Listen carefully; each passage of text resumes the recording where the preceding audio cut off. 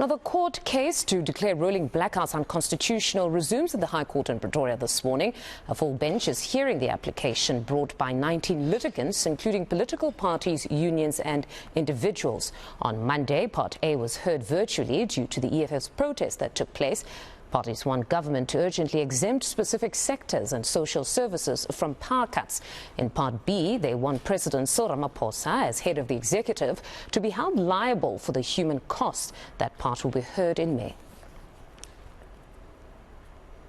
Now, the latest reprieve from rolling blackouts has nothing to do with Monday's protest action spearheaded by the EFF. Now, that's according to Electricity Minister Kgosientsho Ramokgopa, who was visiting Kendal power station. He says there was lower demand due to the public holiday. There's also been improved generation capacity with marked improvements at 6 power stations. Ramokgopa says this is evidence that the president's energy plan is bearing fruit. We have experienced over the past few days that there's been a decline in demand as a result of people going on vacation.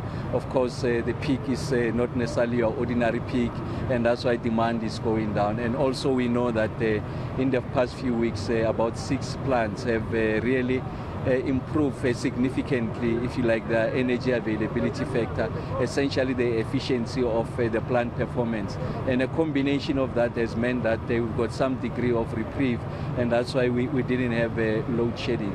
But the issue is that the units are unreliable. At any given time, you can have unplanned maintenance. So you really want to ensure that you introduce some discipline in how you are going to bring plants out of operation, get them into planned maintenance, and when you return them, they are able to perform at the level that they are required. So the point I'm making is that there is no relationship between what had happened yesterday, the shutdown, and what is essentially happening in these plants.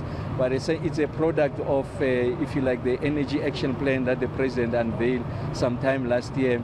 Like I said previously, I think the start of the effort to resolve load shedding doesn't start with the installation of the Minister of Electricity.